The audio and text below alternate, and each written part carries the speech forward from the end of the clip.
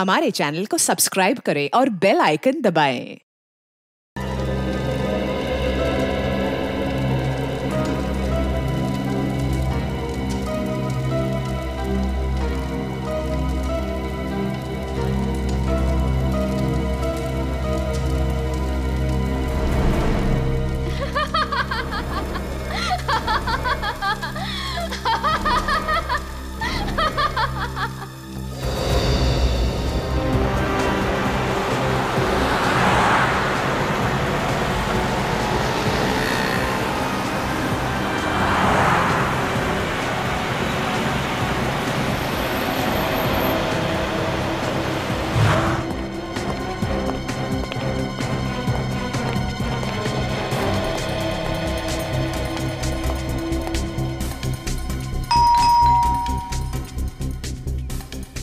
लगता है घर पे नहीं है।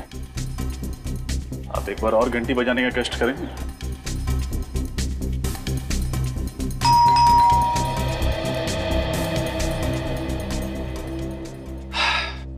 सर लगता है रश्मि घर पे है नहीं। हम लोग क्यों अपना टाइम वेस्ट करें, चलते हैं यहाँ से। आफ्टर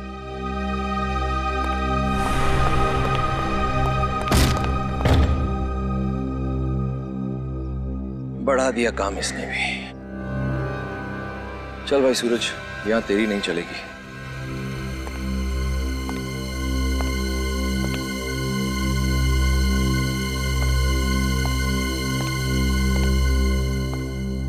पूरे घर को छान मारो। यस सर, आज सारे सबूत अच्छे से मिटा दूंगा। देखता हूं कैसे करते हैं case solve.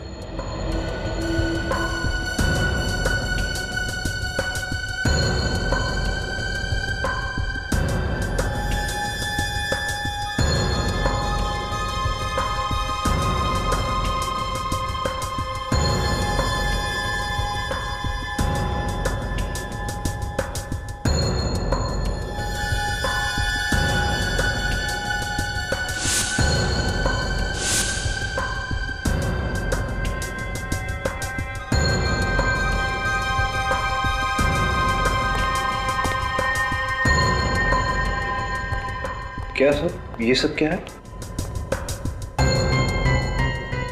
Photographs.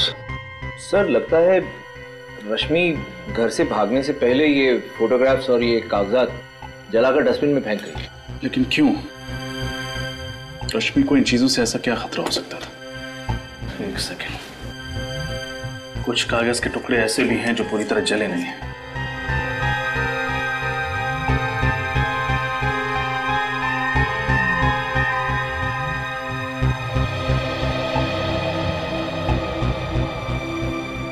PSY। PSY से क्या शब्द हो सकता है? शायद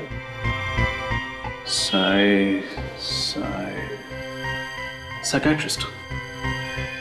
ये किसी साइकियाट्रिस्ट का प्रिस्क्रिप्शन है। लेकिन अब कौन से साइकियाट्रिस्ट का, ये कैसे पता लगेगा? उसकी जरूरत नहीं है सूरज, बस ये पता चल जाए कि रश्मि ये दवाई ले क्यों रही थी, हमारा काम हो जाएगा।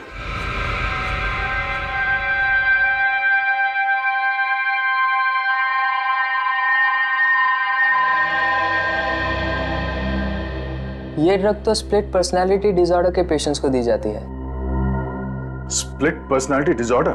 जी हाँ, ये ऐसे पेशेंट्स होते हैं जिनमें दो पर्सनालिटीज होती है, एक जो अपनी खुद की होती है और दूसरी जो अपनी ओरिजिनल पर्सनालिटी से बिल्कुल अलग होती है। यूँ समझो कि एक ही शख्स के अंदर दो इंसान जी रहे हो सकता है कभी कभी दो से ज्यादा भी इंसान जी रहे हो। डॉक्टर, जब ऐसे पेशेंट्स अपनी पर्सनालिटी बदलते हैं तो क्या करते हैं? ये कुछ भी कर सकते हैं, मगर जब वो अपनी ओरिजिनल पर्सनालिटी में वापस आते हैं तो उन्हें याद ही नहीं रहता कि उन्होंने किया क्या था। मतलब जब पेशेंट पर्सनालिटी ए में होता है तो उसे ये याद नहीं रहता कि पर्सनालिटी बी में उसने क्या किया था, और जब वो पर्सनालिटी बी में होता है तो उसे ये याद नहीं रहता कि पर्सनालिटी ए में उसने क्या किया था। एग्जैक्टली। सर, यानी जब रश्मि ने बकुल का खून किया तब वो रश्मि नहीं थी, कोई और शख्सियत थी। तभी तो जब हमने भी पूछा तो हमें कुछ बताया नहीं, एकदम नॉर्मल बिहेव कर रही थी, क्योंकि उसे याद ही नहीं होगा कि उसने बकुल का खून किया। लेकिन सर, डॉक्टर सालुंखे का कहना है कि बकुल को और उस नौकर को किसी आदमी ने मारा था। लेकिन सर, हमें ये बात भी तो अच्छे से पता है कि उस नौकर का खून एक औरत ने किया है, अब ये कैसे पॉसिबल है? हो सकता है, क्योंकि जब एक स्प्लिट पर्सनैलिटी डिसऑर्डर से पीड़ित औरत एक आदमी का रूप लेती है तो वो एक आदमी की तरह बिहेव करती है। मर्दाना चाल, मर्दाना आवाज, मर्दाना ताकत उसमें अपने आप आ जाता है। मतलब डॉक्टर सालुंके सही कह रहे थे। एक और बात सर, अगर उस औरत ने एक बार खून किया है तो वो जरूर दोबारा हमला कर सकती है। इससे पहले कि रश्मि किसी और को अपना अगला शिकार बनाए, हमें उस तक पहुंचना होगा। श्रेया, एक काम करो, उसका मोबाइल ट्रैक करो और सारे बैंक को इन्फॉर्म कर दो। अगर ये रश्मि अपना क्रेडिट कार्ड स्वाइप करती है तो फौरन हमें खबर कर दें। वो अपना रूप बदल सकती है, सेल नंबर बदल सकती है, क्रेडिट कार्ड तो नहीं बदलेगी। विश्वास नहीं होता कि बकुल जी के खून में रश्मि का हाथ हो सकती है। और सर, हैरानी की बात तो यह है कि सालुंके सर अब भी यही मान रहे हैं कि किसी आदमी ने ही बकुल जी और उस नौकर का खून किया है। निखिल, उस साइकेट्रिस्ट ने दया सर को बताया था कि स्प्लिट पर्सनालिटी के लोग, चाहे वो कोई औरत हो या बच्चा, अगर दूसरा रूप धारण करते हैं तो वो उसी की तरह बर्ताव करने लगते हैं। जैसे कोई स्प्लिट पर्सनालिटी का पेशेंट, कोई बच्चा या फिर औरत किसी आदमी का रूप धारण कर ले तो उसके अंदर आदमी जैसी ताकत आ जाती है। यानी जब रश्मि ने बकुल जी का खून किया, उसकी पर्सनैलिटी ने एक आदमी का रूप ले लिया और उसके नाजुक से शरीर में एक मर्द वाली ताकत आ गई। और जब अपने नॉर्मल रूप में आई, यानी कि रश्मि की पर्सनालिटी में आई, उसे भी नहीं याद था कि उसने आदमी बनकर बकुल जी का खून कर दिया। फिर तो रश्मि कभी भी अपना रूप बदल सकती है, और अगर उसने ऐसा किया तो उसके आसपास वाले लोगों को जान का खतरा होगा। हाँ अमरीत, इसीलिए तो हम उस कपड़े की दुकान पे जा रहे हैं जहाँ रश्मि ने अपना कार्ड स्वाइप किया। शायद दुकानदार कुछ बता दे कि रश्मि अकेली आई थी या फिर किसी के साथ। एक्सक्यूज मी, कहिए सर, क्या दिखाऊं? वेस्टर्न या इंडियन? हमारे स्टोर में हर वैरायटीज के कपड़े मिलेंगे। हम यहाँ कुछ खरीदने नहीं आए। तो फिर? हम लोग सीआईडी से। सीआईडी? क्या बात है सर? एक औरत के बारे में कुछ पूछताछ करनी थी। सर, कौन औरत? उनका नाम है रश्मि और ये उनका क्रेडिट कार्ड नंबर है। जरा चेक करके बताइए कि यहाँ से क्या खरीदने आई थी और किसके साथ आई। जी सर, एक मिनट प्लीज।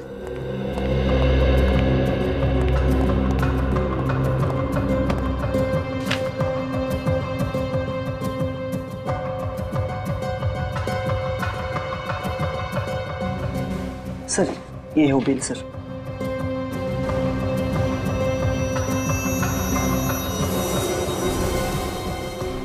ये क्या? Gent shirt? रश्मि अपने लिए जेंट शर्ट क्यों खरीदेगी? कोई साथ में था क्या उसके? नहीं सर।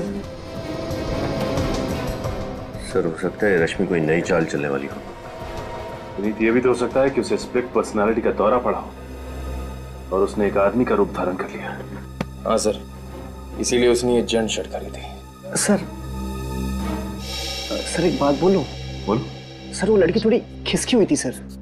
वो बोल कुछ रही थी और कर कुछ रही थी सर। सर, उसे क्या चाहिए था मैं समझ ही नहीं पाया। तुमने उस लड़की का चेहरा तो देखा ना? हाँ सर, एकदम ठीक से। पहचान जाओगे? हाँ सर। ये है वो लड़की? नहीं सर, ये नहीं थी। ध्यान से देखो, यही होगी। नहीं सर, मैं ठीक बोल रहा हूँ सर, ये वो नहीं थी। उस लड़की का चेहरा सर मैं भूल ही नहीं सकता। इन तीनों में से कोई थी? नहीं सर, इन तीनों में से कोई नहीं थी। सर, इसका मतलब खूनी कोई और अनजान औरत है। हो सकता है निखिल, इस आदमी को अपने साथ ले लो, उस औरत का स्केच बनवाते हैं।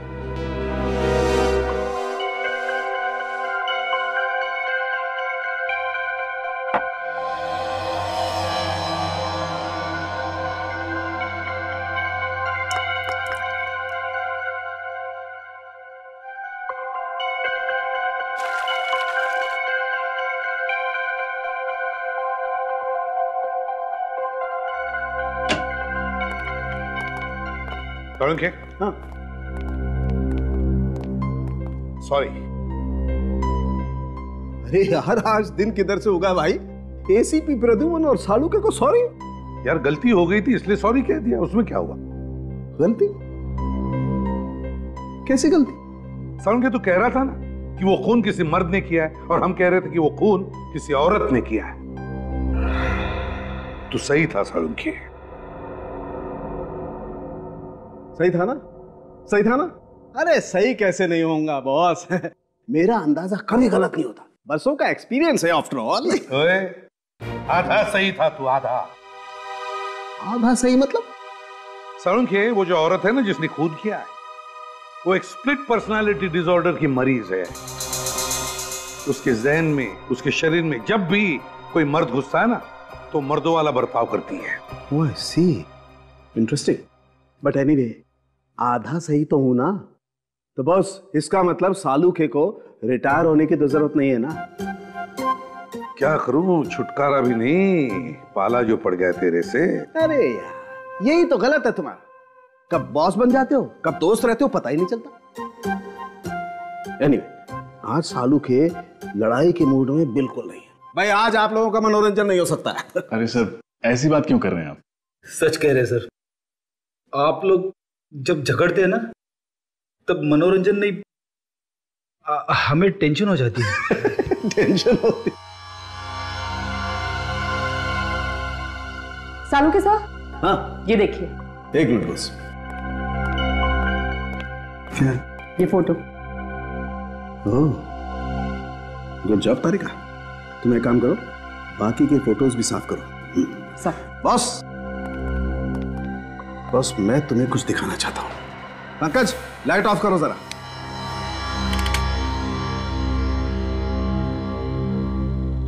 बॉस, हम जले हुए कागजों से तो कुछ पता चला नहीं, देखते हैं इस फोटो से क्या पता चलता है। ये तो स्कूल यूनिफॉर्म पहनी हुई किसी बच्ची की फोटो है। हाँ, 10-12 साल की उम्र लगती है। और लगता है उस लड़की के साथ कोई लड़का भी खड़ा है। सर, आप कैसे पता चलेगा कि ये लड़की कौन है और उसके साथ ये लड़का कौन है? अभी पता लगेगा। रश्मि? रश्मि की बचपन की फोटो है ये। लेकिन सर, कोई अपने बचपन की फोटोज क्यों जलाएगा? लोग ये सब तभी करते जब वो कुछ छुपाना चाहते हैं। हाँ सर, मतलब रश्मि के साथ बचपन में कुछ ऐसी बात हुई है जिसे वो छुपाना चाहती है। जरूर फ्रेडी, ऐसा ही हुआ होगा। लेकिन लगता है रश्मि उसके फोटो में वो जो लड़का खड़ा है ना, उसकी तस्वीर मिटाना चाहती है। यस सर, अब इस लड़के का पता लगाना पड़ेगा। मगर कैसे सर? फोटो में तो कुछ दिख रहा ही नहीं है। क्यों नहीं दिख रहा है? देखो अभी, देखो उस बैच पर क्या लिखा है। DAG public school, DAG public school. Hello Shashi, अच्छा सुनो, वो 1995 का जो बैच था ना, उसका एडमिशन फॉर्म मुझे चाहिए। हाँ, रश्मि नाम की स्टूडेंट का। जी जी, 5th स्टैंडर्ड। ओके ओके, ठीक है। सॉरी, आप लोगों को 2 मिनट और वेट करना पड़ेगा। आप लोग चाय या कॉफी कुछ लेंगे? जी नहीं आप, थैंक्स। मैडम ये फाइल।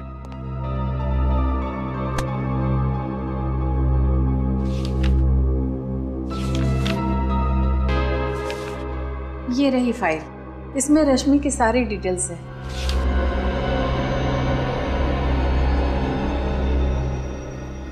लेकिन इस फाइल से हमें खास जानकारी नहीं मिलने वाली। कुछ और बता सकती हैं आप रश्मि के बारे में? जी नहीं, इस बारे में मुझे और कुछ पता नहीं। एक मिनट सर, मुझे इस लड़की का चेहरा देख के कुछ याद आ रहा है। इसका एक बड़ा भाई था जो फुटबॉल बहुत अच्छी खेलता था। वो हमारे स्कूल की टीम में था। आपको पूरा यकीन है? जी सर। क्या नाम था उसका और कौन सी क्लास में पढ़ता था? सर नाम और क्लास तो याद नहीं है। हाँ सर, वो इससे 2-3 साल बड़ा था सर। 2-3 साल बड़ा था। ये 1995 की 7वीं और 8वीं क्लास की रिकॉर्ड फाइल लेके आइए प्लीज। वो होठ थोड़ा पतला होगा। सर ये रश्मि कहीं फेस बदल के तो नहीं गई थी गारमेंट शॉप में? किसी वजह से शॉपकीपर उसे पहचान नहीं पा रहा है। हो सकता है अभिजीत, बिल्कुल हो सकता है। हाँ पंकज। जी सर। ये नीता, निकिता और शिखा तीनों को बुलाया ब्यूरो में? जी सर, श्रेया उन्हें लेके आती होगी। गुड। स्केच रेडी है सर।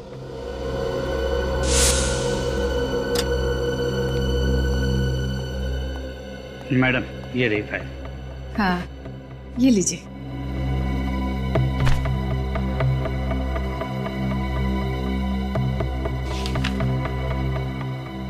निखिल, रश्मि के घर से जो फोटोग्राफ्स मिली थी वो लाना। सॉरी।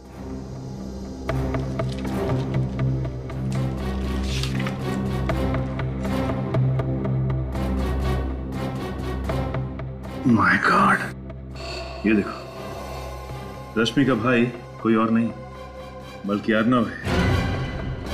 मतलब ये प्लानिंग इन दोनों भाई बहन ने मिलकर की थी। यही थी वो औरत? हाँ सर, हमारे स्टोर में यही औरत आई थी।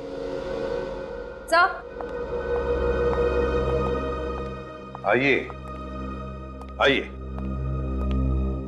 स्केच को अच्छी तरह से देखिए, गौर से देखिए और बताइए कि आप जानते हैं इसे।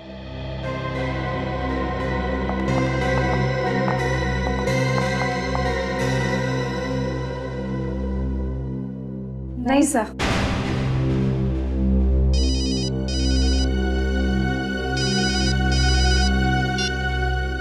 हाँ सचिन। सर ये अर्नव और रश्मि दोनों भाई बहन हैं। माय गॉड, तो ये बात है। और ये सारा का सारा खेल इन दोनों ने मिलकर खेला था। Good work. क्या हुआ सर? अभिजीत, रश्मि और अर्नव सगे भाई बहन हैं। क्या सगे भाई बहन? हाँ सगे भाई बहन। क्यों नहीं ताई, आपको तो पता था ना कि रश्मि और अर्नव सगे भाई बहन? नहीं सर, मुझे बस इतना पता था कि रश्मि बकुल की सेक्रेटरी है। वो दोनों भाई बहन है ऐसा तो मुझे कुछ नहीं पता। और शिखा जी, आपको भी नहीं मालूम कि रश्मि अर्नव की बहन है? नहीं सर, मुझे इसके बारे में कुछ नहीं पता। बड़ी अजीब बात है, आप तो अर्नव की मंगेतर है ना, और आपको ही नहीं पता। सर, अर्नव ने मुझे इसके बारे में कुछ भी नहीं बताया था। ठीक है, आप लोग जा सकती हैं।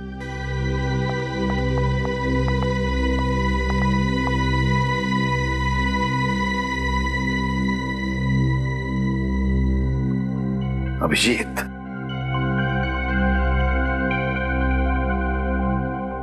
अभिजीत तुम कह रहे थे ना कि औरत भेष बदल कर भी आई होगी। कुछ दिमाग में आ रहा है, कुछ दिमाग में आ रहा है। श्रेया, अर्नव की फोटोग्राफ कंप्यूटर में निकालो। सर, ये रहा अर्नव का चेहरा। अब श्रेया, अर्नव के इस चेहरे पर स्केच में जो जो है वो सब बनाओ। ये ऐसे बाल, ये कानों में बालियां और ये लिपस्टिक।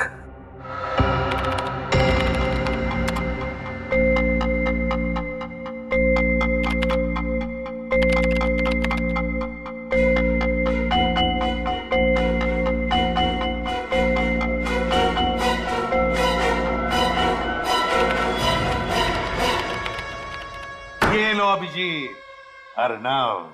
इसका मतलब रश्मि को नहीं, इस अर्नव को स्प्लिट पर्सनालिटी डिसऑर्डर है सर।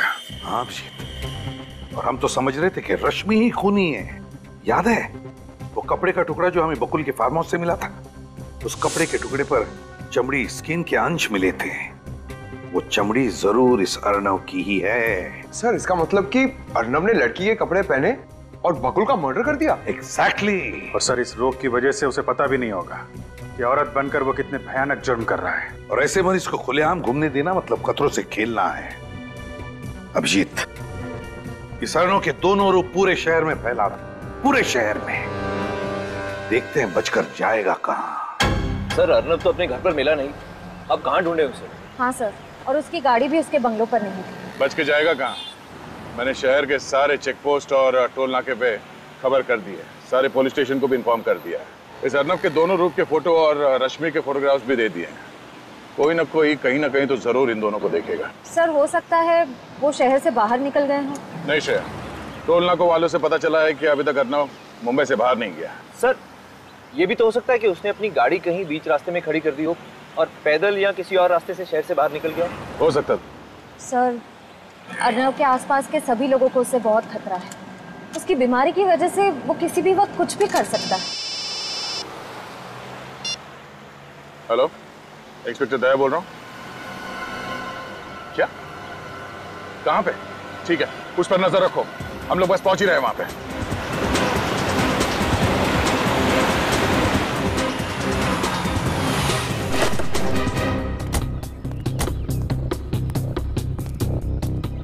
आपने फोन किया था ना? आप सीआईडी से? हाँ सर, मैंने फोन किया था। वो पोस्टर देखा था ना, वो खतरनाक आदमी का और वो औरत का भी। तो दोनों में से किसको देखा तुमने? साहब वो पोस्टर वाली औरत को, सेम टू सेम वही औरत थी। कहाँ देखा तुमने उस औरत को? इधर दुकान पर आई थी चिप्स लेने के लिए। कब आई थी? अभी थोड़ी देर पहले, तभी तो फोन किया मैं सबको। किस तरह गई वो औरत? वो गाड़ी लेके आई थी? नहीं साहब, वो चलते चलते उस गली से आई, चिप्स लिया और वापस उसी गली में चली गई। चलते चलते इस गली में गई? पक्का यकीन है कि वो इसी गली में गायब हुई? एकदम पक्का साहब, चेहरा इतना अजीब था, भूल कैसे सकता हूँ। सर, उसी गली में तो बकुल का फार्म हाउस भी है। बकुल का farm house? Oh no, let's गो।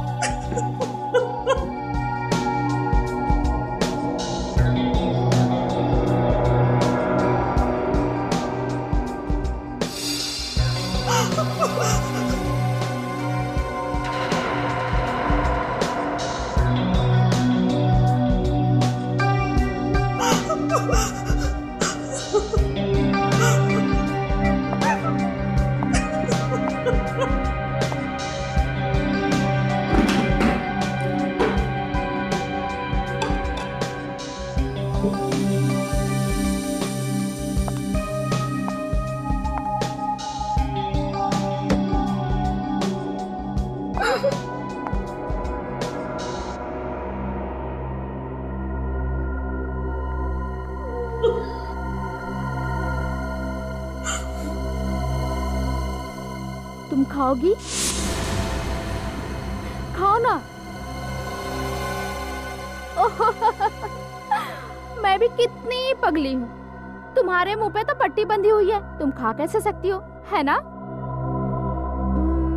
कोई बात नहीं, इसे मैं ही खा लेती हूँ। हाँ?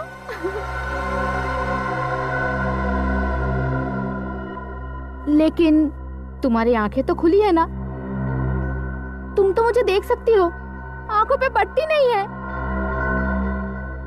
तो तुम मुझे खाता हुआ देखो।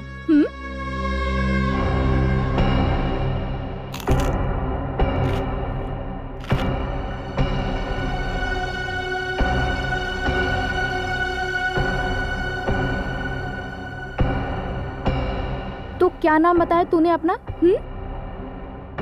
रश्मि, यानी कि रेशम रेशम, मुलायम। तेरी हिम्मत कैसे हुई कि तू मुझसे ज्यादा खूबसूरत दिखे? तेरा कोई हक नहीं है, कोई हक नहीं है तेरा, समझी तू? लेकिन अगर तूने हिम्मत की है तो हर गलती की सजा होती है ना? बोल, क्या सजा चाहिए तुझे? बोलना। रेशम रेशम, रश्मि।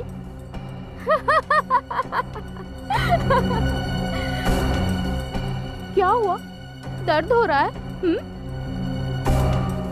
लेकिन सजा मिलने से पहले मैं तुझे अपना सुंदर नृत्य दिखाना चाहती हूँ। हो जाए?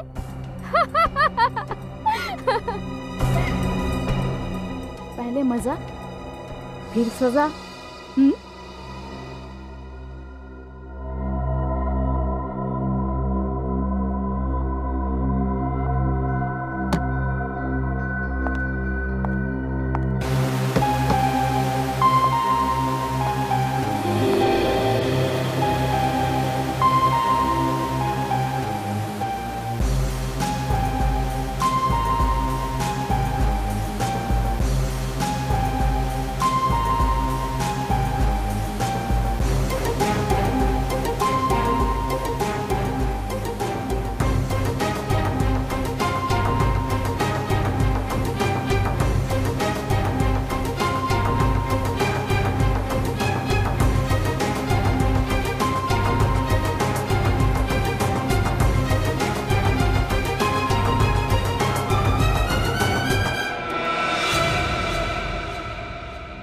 बहुत तरस आता है मुझे तेरे पर, बहुत तरस।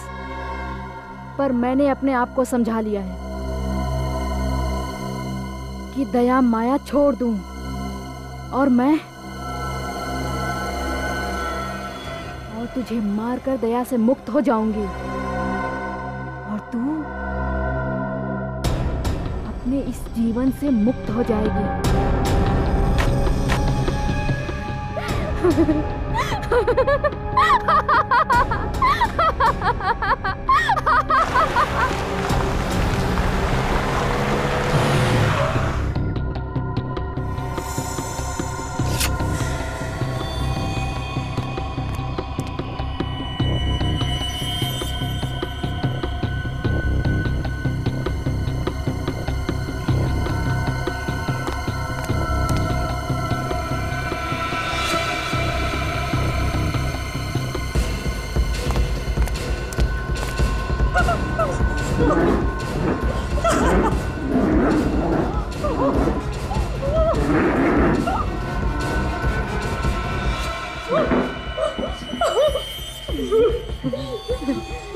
अलविदा, अलविदा।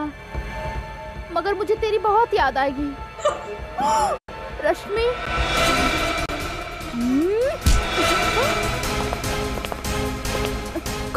कौन हो तुम?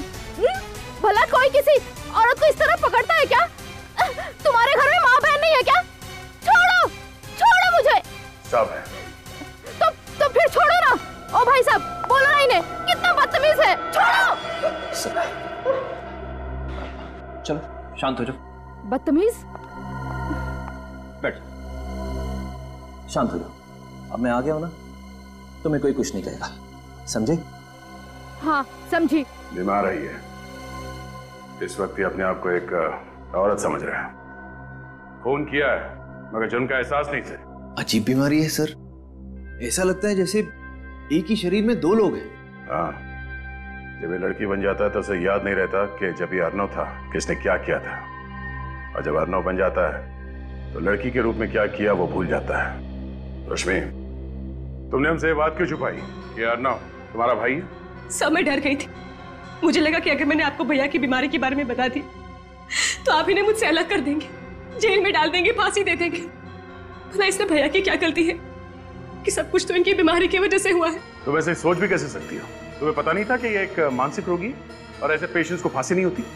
और अगर आपने ये बात हमें पहले बता दी होती तो अर्नव का आज इलाज चल रहा होता किसी अच्छे साइकियाट्रिस्ट के पास, और आपकी ये हालत नहीं होती। सर, मैंने भैया का इलाज करने की बहुत कोशिश की मगर ये मानने को तैयार ही नहीं कि ये बीमार है। ये बात तुम्हें समझना चाहिए रश्मि। एक स्प्लिट पर्सनालिटी डिसऑर्डर का पेशेंट तो यही कहेगा ना, उसे तो कुछ याद ही नहीं रहता। सर, इसी डर की वजह से मैं भैया से अलग रहने लगी। भैया कुछ भी कर सकते हैं। अभी आपने देखा ना, अगर आप लोग वक्त पर नहीं आते तो ये तो मुझे मार ही डालते। मुझे नहीं पता था सर कि मेरे जाने के बाद भैया की हालत इतनी बिगड़ जाएगी। तुम चिंता मत करो, किसी अच्छे साइकियाट्रिस्ट को दिखा के अर्नव का इलाज करवाएंगे। अर्नव बीमार है, बुरा नहीं, ठीक हो जाएगा। सूरज, एम्बुलेंस बुलाओ।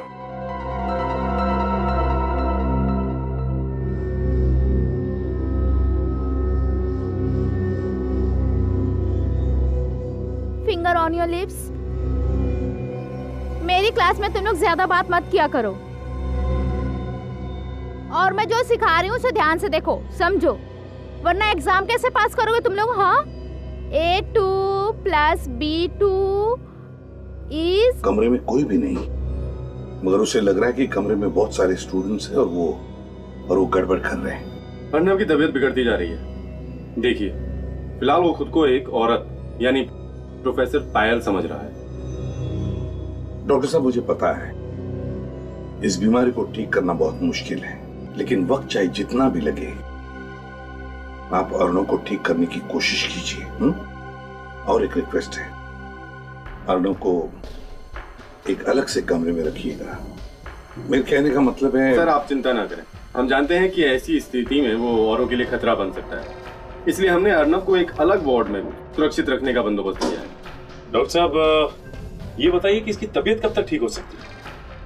मेरा मतलब है, ये अपनी पर्सनालिटी में कब तक वापस आ सकता है? बताना मुश्किल है और मैं इसके ठीक होने की कोई गारंटी भी नहीं दे सकता। 6 महीने, साल भर, 2 साल, सब डिपेंड करता है कि वो ट्रीटमेंट के साथ कितना रिस्पॉन्ड करता है।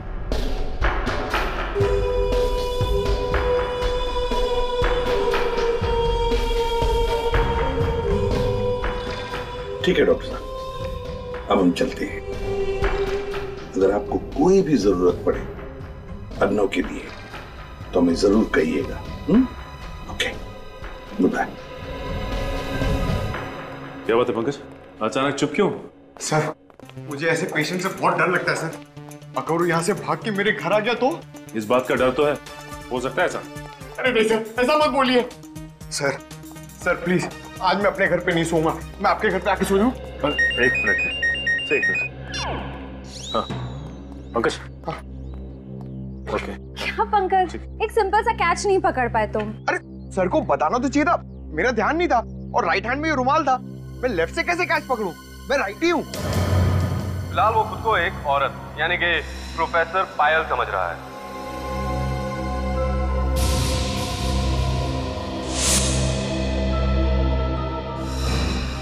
माय गॉड सचिन, ये अर्नव बीमारी का नाटक कर रहा है। बीमार नहीं है वो।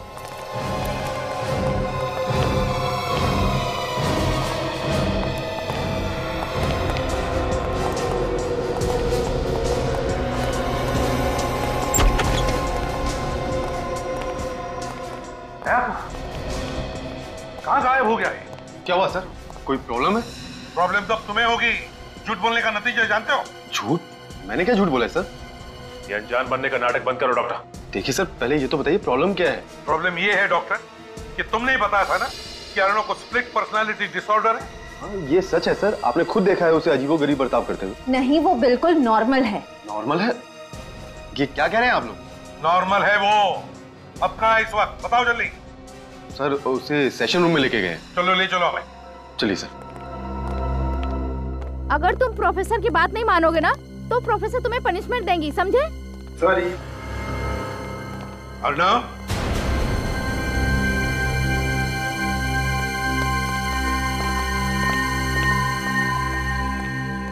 आजकल के बच्चे, बाप रे बाप। नमस्ते टीचर जी।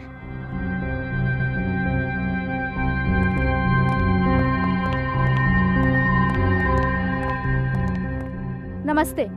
क्या आपका बच्चा हमारे यहाँ स्टूडेंट है? जी नहीं, मैं इसे भी प्रद्युमन, ये है इंस्पेक्टर सचिन, श्रेया और पंकज। हम लोग सीआईडी से हैं। सीआईडी? जी हाँ, सीआईडी। वैसे आपका नाम क्या है टीचर जी? पायल। पायल। पायल, पायल, तुम्हें पता है हम यहाँ किस लिए आए? हाँ, मुझे पता है आप लोग यहाँ क्यों आए हैं। तब तो तुम ये भी जानती होगी कि तुमने क्या क्या किया है। हाँ हाँ, मैंने ही बकुल को मारा है। मैंने उसका खून किया है। सब याद है। लेकिन सर, एक बात समझ में नहीं आ रही कि अगर खून इन्होंने किया है तो बकुल के खून का इल्जाम अर्नव ने अपने सर पे क्यों ले लिया? हाँ, क्यों किया अर्नव ने ऐसा? हाँ? अर्नव? ये अर्नव कौन है? मैं अर्नव को नहीं जानती हूँ। ये सब छोड़िए पायल जी, ये बताइए कि बकुल का खून कैसे किया आपने? चाकू मारकर। और जब चाकू मारा तब बकुल कहाँ था? उसके फार्म हाउस पे। तो उसके फार्म हाउस पर तुम गई कैसे? पीछे के दरवाजे से। तो फार्म हाउस और पहुंची कैसे? इतने दूर है वो फार्म हाउस? गाड़ी से। गाड़ी का कलर? Red, black. तो फार्म हाउस के अंदर जाते ही तुमने बकुल पर वार कर दिया?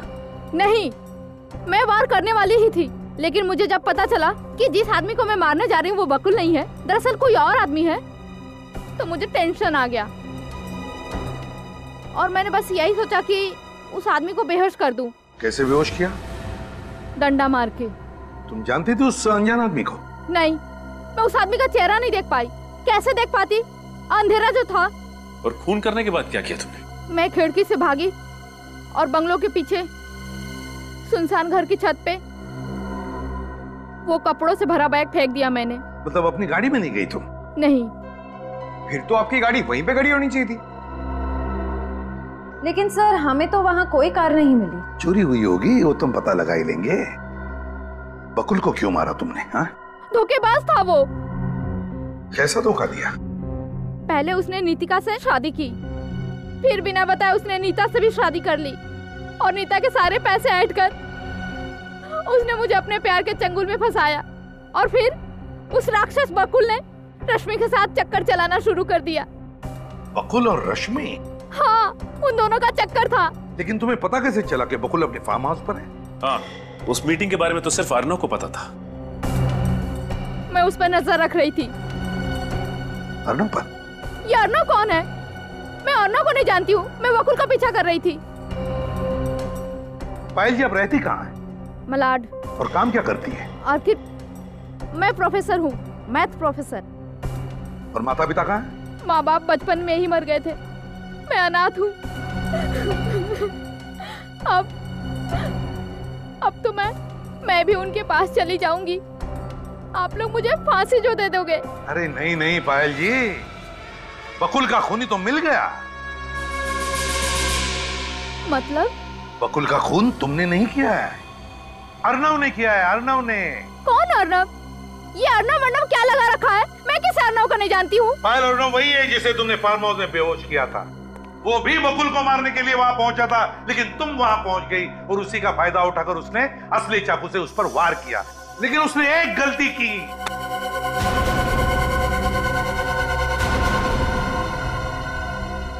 एक गलती की। कैसी गलती? वही गलती जो अभी तुमने की। पायल उल्टे हाथ का इस्तेमाल करती है, लेफ्टी है वो। और अर्नव राइट हैंडेड है, राइट हैंडेड, दाहिने हाथ का इस्तेमाल करता है वो। और इस वक्त तुम पायल हो, राइट? और उस हिसाब से तुम्हारी सारी हरकतें पायल जैसी होनी चाहिए, अर्नव जैसी नहीं।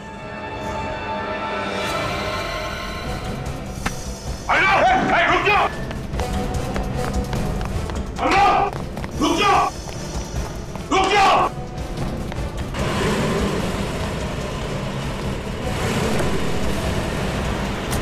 अर्नव, रुक जाओ!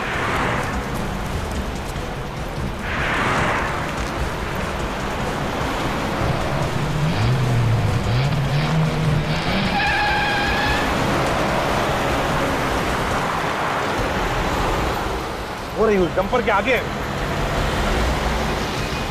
निकलना नहीं चाहिए हमारे हाथों से सचिन। नहीं बचेगा सर। पलक झपकते ही हमारे आंखों के सामने से भाग गया। सर ये बहुत चालाक है। ओवरटेक करो उसे। हाँ सर। प्लान बना के आया था वो पहले से ही। देखा, उसीलिए उसका साथी आया था गाड़ी लेकर उसे उठाने के लिए।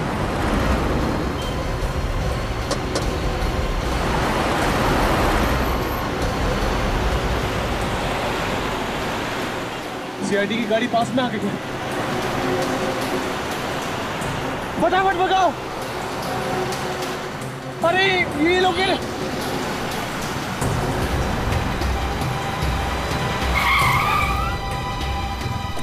अब क्या करें? मारो।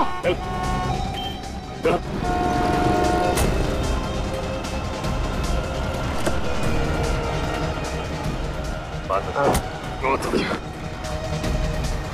सर, रश्मि। रश्मि जी, हमें तो पहले से ही शक था कि अर्नव का साथ तुम दे रही थी। और तू? बहुत कर ली तूने एक्टिंग, अब अपनी एक्टिंग हमें दिखा। अर्नव, अपने स्प्लिट पर्सनालिटी डिसऑर्डर की एक्टिंग से तुमने साइकियाट्रिस्ट को भी फंसा दिया। वाह, कहां से सीखी तुमने ये एक्टिंग? कितनी भी एक्टिंग कर लो, लेकिन तुम भूल गए कि हर नाटक पे पर्दा गिरता ही गिरता है। तो फिर बताओ, कहां से शुरू करोगे अपनी कहानी? हाँ, ये सच है कि मैंने स्प्लिट पर्सनालिटी डिसऑर्डर के पेशेंट होने का नाटक किया और बकुल का खून किया। लेकिन बकुल का खून क्यों किया? वो तो तुम्हारा अच्छा दोस्त था ना? नहीं, अच्छा दोस्त नहीं था वो मेरा, बल्कि वो अच्छा इंसान नहीं था, हैवान था वो, हैवान। क्यों? ऐसा क्या किया था बकुल ने? उसने मेरी बहन की जिंदगी बर्बाद कर दी। रश्मि की जिंदगी बर्बाद कर दी? कैसे? बहरूपिया था वो, मक्कार था वो, धोखेबाज था, भोली भाली लड़कियों को अपने जाल में फंसाता था, शादी करता था उनसे उनकी प्रॉपर्टी के लिए। पहले से 2 शादी कर चुका था वो। और मेरी बहन की जिंदगी बर्बाद करना चाहता था फिर से। ये सच है सर, बकुल से मुझे प्यार था, लेकिन मैं उसकी शादीशुदा जिंदगी से बिल्कुल अनजान थी। उसने पहला पुस्ता कर मेरी सारी प्रॉपर्टी अपने नाम पर करवा दी और मैंने उसे मना तक नहीं किया, ये सोचकर कि वो तो मुझसे शादी करने ही वाला था। फिर एक दिन मुझे सच पता चला कि वो तो पहले से ही शादीशुदा है और उसकी एक नहीं बल्कि दो पत्नियां, नितिका और दूसरी नीता। मैं उससे मिला, उसे समझाने की कोशिश की। मैंने उसे कहा कि अगर तू मेरी बहन से प्यार करता है तो अपनी बीवी को तलाक दे दे और रश्मि से शादी कर ले। लेकिन उसने ऐसा नहीं किया। हाँ। फिर हम दोनों ने मिलकर उस राक्षस को खत्म करने का प्लान बनाया। अर्नव ने बकुल को झगड़ा खत्म करने के बहाने फार्म हाउस पर बुलाया और उसका कत्ल कर दिया। बदले की आग में तुमने ना सिर्फ बकुल का बल्कि उस नौकर का भी कत्ल कर दिया। तुम दोनों ने ये जुर्म किया है, अब सजा भी तुम दोनों को होगी, शायद फांसी।